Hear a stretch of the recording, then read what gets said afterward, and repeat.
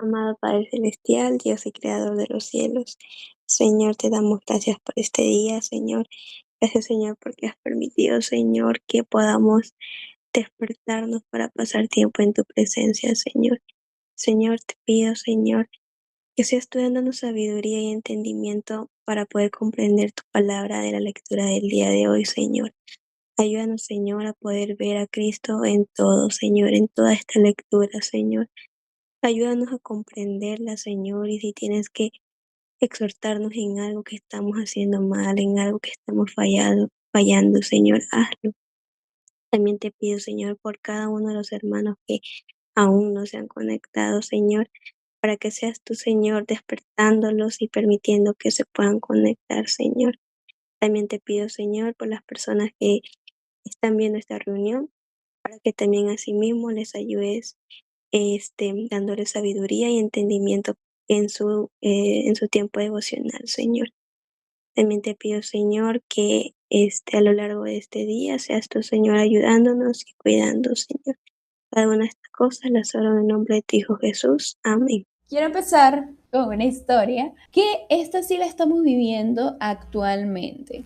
En las noticias recientes, ¿verdad? Venezuela ha recibido 300 millones de dólares derivados de la venta del petróleo, vinculados a Estados Unidos, tras un acuerdo energético que incluye la comercialización de crudo venezolano por parte de empresas o intermediarios estadounidenses y la recepción de esos fondos para intentar estabilizar la economía y el mercado cambiario del país. Se introduciría rápidamente en producción interna mejoras económicas y sostenibles o impacto claro en la vida cotidiana de la gente común no se cumple de forma evidente. Parte de los recursos se canalizan a través de bancos, algunos planes cambian según dinámicas políticas y todavía hay muchas dudas sobre qué realmente se está logrando con esa inyección de fondos. Esto no es solo una historia económica o política, es una historia de administración y responsabilidad. Cuando alguien recibe algo que no le pertenece por derecho propio, dinero, poder, recursos, influencia, la cuestión no es solo qué hace con eso, sino a quién rendirá cuentas por ello. Y eso es exactamente lo que encontramos en Marcos capítulo 12. No una simple discusión sobre tierras o dinero, sino un desafío profundo sobre quién realmente es el dueño y quién está siendo responsable como administración. Acompáñenme entonces a leer este capítulo.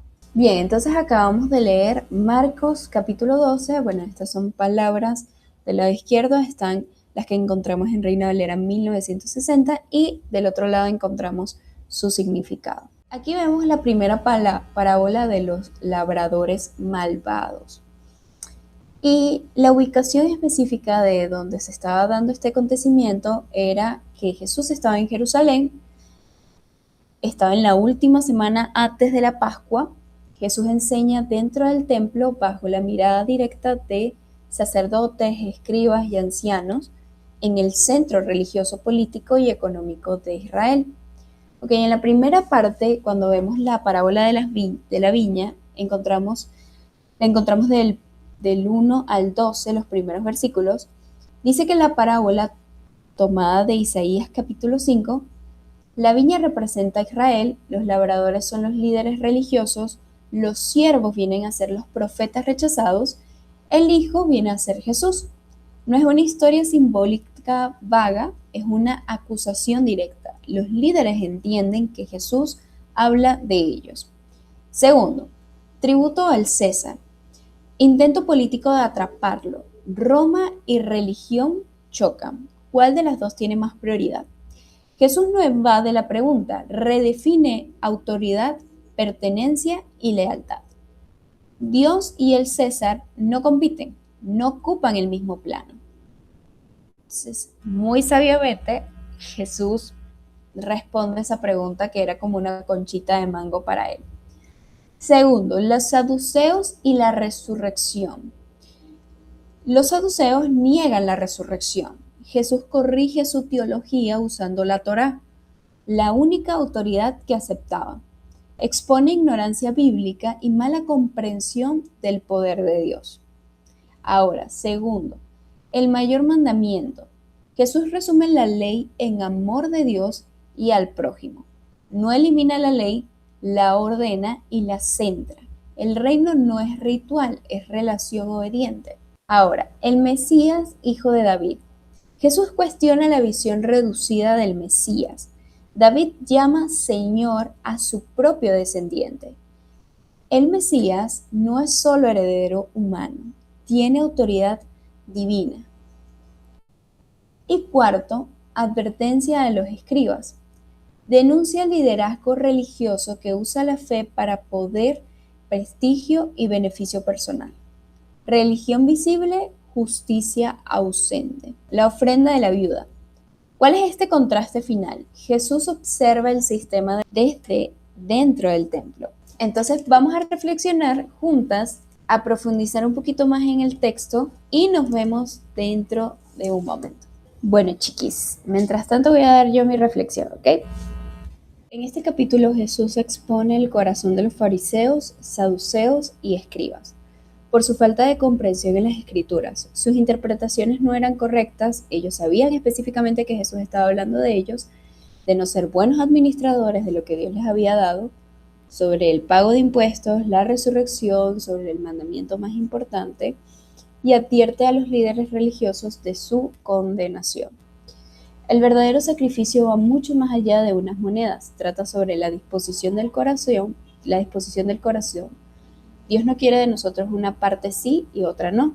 Él anhela absolutamente todo. ¿Qué puedo ver tanto de la naturaleza de Jesús, de Dios y nuestra naturaleza? Bueno, que Jesús es la piedra donde se edifica la iglesia, Jesús es resurrección, Jesús es la fuente del amor, Jesús es el Hijo de Dios, el cual está sentado a su derecha, Jesús es juicio, Jesús es el sustento. Y nuestra naturaleza humana es ignorante, orgullosa y somos errados. Ahora, ¿qué me enseña este capítulo y qué puedo yo cambiar o mejorar?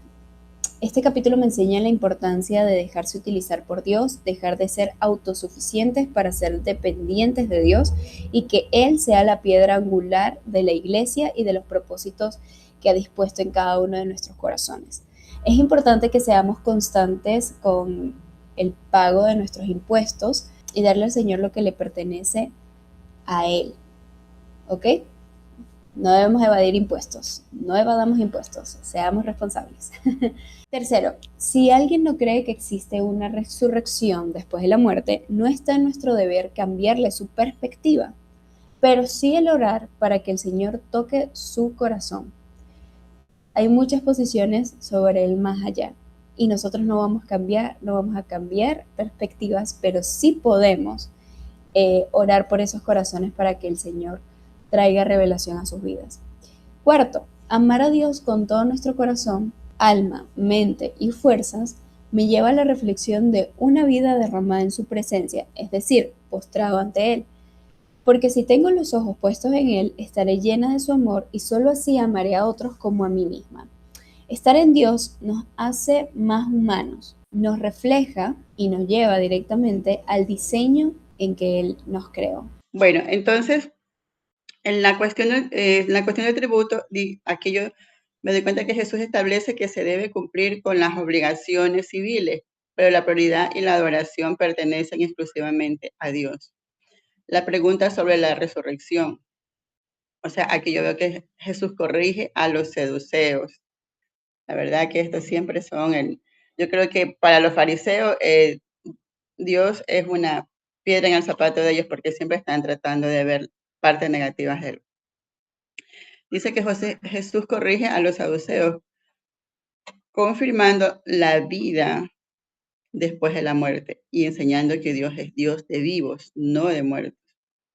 En el gran mandamiento veo el resumen de la ley.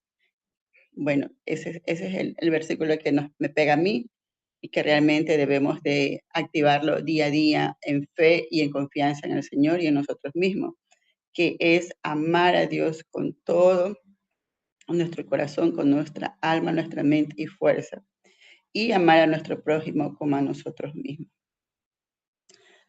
Aunque a veces tengamos situaciones que que no estemos nosotros de acuerdo con nosotros mismos cuando nos tratan de hacer daño, como hablábamos ayer, mi querida Saray, es orar por ellos, orar por ellos. Tenemos que tenerlos a ellos en nuestras oraciones día a día para que el Señor trate con ese corazón duro y que también nos ablande a nosotros, al de nosotros, porque cuando tenemos así una confrontación con una persona que no, es, que no está de acuerdo con nosotros o cualquier malentendido, nos ofende de alguna forma que cuando nosotros estamos ya en los caminos de Cristo, ya no actuamos así, porque Dios cambia nuestra mentalidad, nuestro carácter y nuestras acciones y nuestras actitudes y nos regala con su sabiduría otros patrones de conducta que es mejor para nosotros.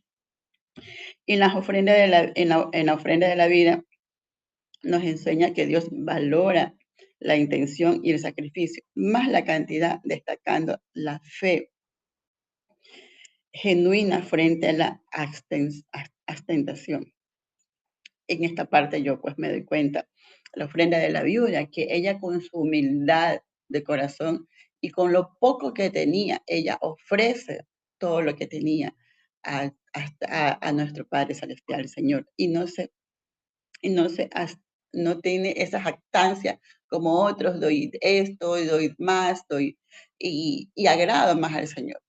Y como el Señor dice, no te quiero ver tu parte externa, quiero verte tu parte interna.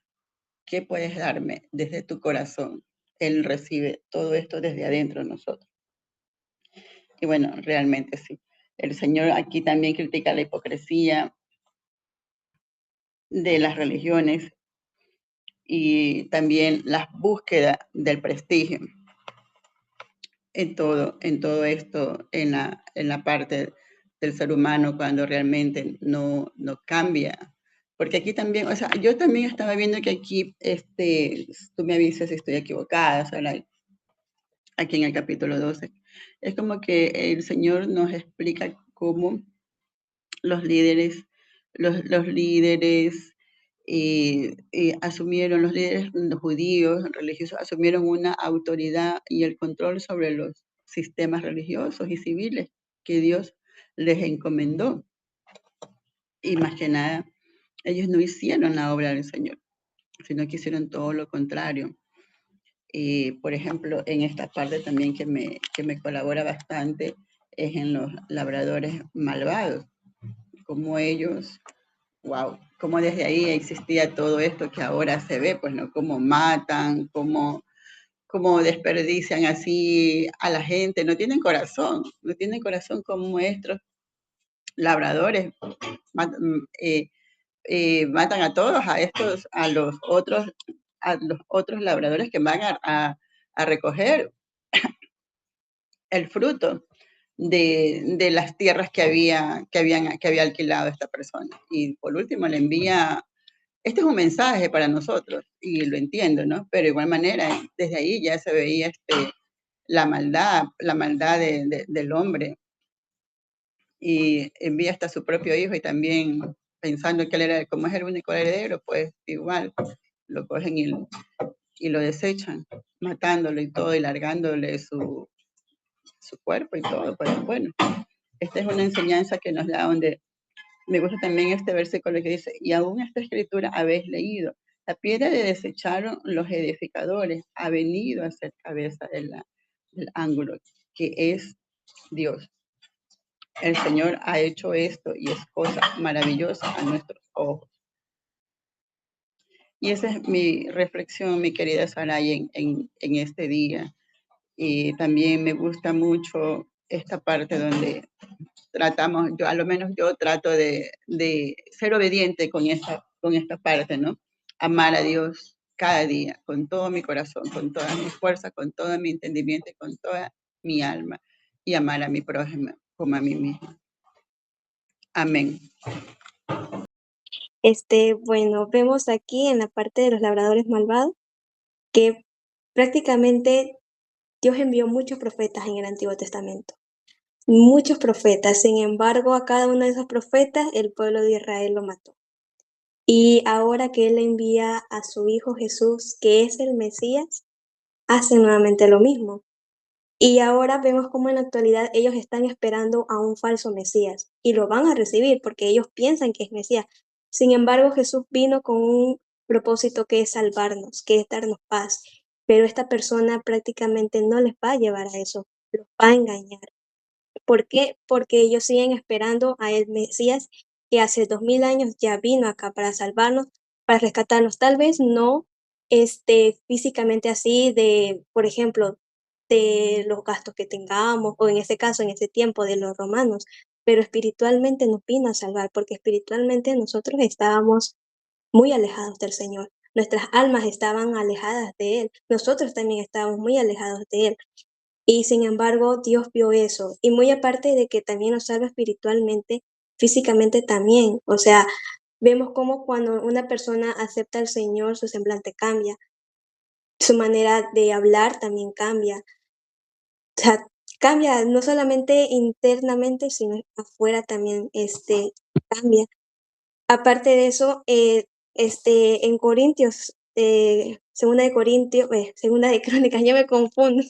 Segunda de Crónicas 36, capítulo 37, versículo 15 y 16, vemos cómo nos dice eso. Dice, y Jehová, el Dios de sus padres, envió constantemente palabra a ellos por medio de sus mensajeros, o sea, por medio de los profetas, porque él tenía misericordia de su pueblo y su habitación, mas ellos hacían escarnio de los mensajeros de Dios y menospreciaban sus palabras, burlándose de sus profetas, hasta que subió la ira de Jehová contra su pueblo y no hubo ya remedio. O sea, ahí nos dice que Dios estaba enviando constantemente profetas. Ahora envió a un profeta mayor que es Jesús. Envió incluso hasta el sumo sacerdote que es Jesús. Sin embargo, no lo recibieron. Hicieron nuevamente lo mismo con los otros profetas, los mataron. Pero actualmente ellos siguen esperando a un Mesías que los va a engañar, que no les no les van a dar esa paz y esa tranquilidad que ellos necesitan, sino que los van a engañar. Aparte de eso, también vemos que para nosotros, porque en Primera de Pedro 2, capítulo 12, versículos 5 al 7, nos dice que para nosotros Jesús prácticamente es bueno, misericordioso, salvador, justo, pero vemos cómo para los fariseos no era así. Para los fariseos era mentiroso, para los fariseos incluso blasfemaron en contra de él, dijeron que era hijo de Satanás. ¿Por qué? Porque ellos no estaban con Jesús. Pero cuando una persona está con Jesús, lo ve a él lo ve de la manera que es. Bueno, bueno, justo, salvador, misericordioso, porque así es él. Incluso los discípulos vieron así a Jesús. Luego en la parte de la pregunta sobre, no, la cuestión del tributo, aquí en Romanos 13:1 dice, sométanse a toda autoridad. Muy aparte de la autoridad de los presidentes que lo debemos de hacer, es a toda nuestra autoridad, a nuestra mamá, a nuestros profesores, a toda la autoridad que nosotros tengamos. Nosotros debemos de obedecerles. Y aquí también vemos en Romanos 13:7, donde Jesús nos dice que debemos de dar nuestros impuestos. O sea, no están, van de la mano, el César y las cosas de Dios. Debemos de ser responsables tanto con lo terrenal, que es con el César, pero también con nuestra relación con el Señor, también debemos de ser responsables. Y luego ya en la parte sobre el gran mandamiento, Jesús nos enseña que la ley se resume en 2 mandamientos. Amar a Dios, ¿por qué? Porque hay 10 mandamientos, pero si nos ponemos a ver, los 4 primeros mandamientos hablan de Dios y los otros hablan del prójimo. Por eso prácticamente Jesús está resumiendo sobre amar a Dios sobre todas las cosas, con toda nuestra mente, alma, con todo nuestro corazón y amar al prójimo. También, porque si nosotros amamos al prójimo, como nosotros nos amamos, o sea, si yo no quiero que me mientan, pues yo no voy a mentir. Si yo no quiero que me roben, yo tampoco no voy a robar. Entonces, por eso Jesús nos dice, ama al prójimo como a ti mismo. Hoy en día vemos cómo está todo eso de que nos amemos a nosotros mismos y literalmente puede ser de que a nosotros mismos nos amemos más que a nuestro prójimo. Pero empecemos también a amar al prójimo. Así sea que nos cuesta, y como decía Flor, orar por ellos. Yo más antes, cuando me decían eso de orar, y una vez sí creo que fue que lo dije, yo decía, Señor, es que esta persona me hizo daño, que le suceda lo mismo.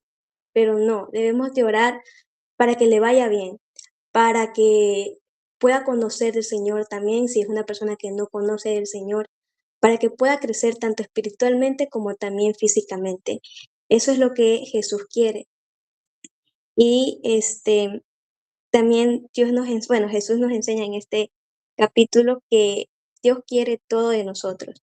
Vemos cómo en el caso de los discípulos fueron personas que dejaron todo, dejaron a sus esposas, sus casas, su trabajo, por seguir a Jesús. Y Dios quiere también lo mismo. Dios quiere que seamos como los discípulos que dejaron todo. Dios quiere que también seamos como esa viuda que prácticamente dio todo lo que ella tenía. Dios quiere que seamos también como Abraham, que le entregó prácticamente a su único hijo que él tenía, y él en todo momento confió en el Señor. Entonces, esa es mi reflexión del día de hoy. Bendito y amoroso Padre Celestial, te damos gracias, Señor, por habernos asistido, Padre, en esta hora maravillosa, Señor, que estamos unidos, Señor, para nutrirnos de tu bendita palabra, Señor, por darnos entendimiento y sabiduría, Señor, por medio de tu Espíritu Santo, Señor, para poderte seguir, Señor, un día más. Padre, este día, Señor, te agradecemos, Señor, por la vida, por la salud, Señor, por nosotros, Señor, por mis hermanos, Señor, que estamos conectados y los que no han podido conectarse, Señor, que vean este devocional más tarde, Señor, para que te conozcan un poco más, Señor. Te lo agradecemos, Señor, y te lo pedimos, Señor, humildemente, Señor, en el nombre de tu Hijo amado Jesucristo. Amén. Hola, si viste este devocional, no te olvides de dejar en los comentarios tu versículo favorito, y si puedes compartir algo que el Señor realmente te haya revelado a ti, va a ser de gran bendición. Muchísimas gracias, shalom, shalom, nos vemos.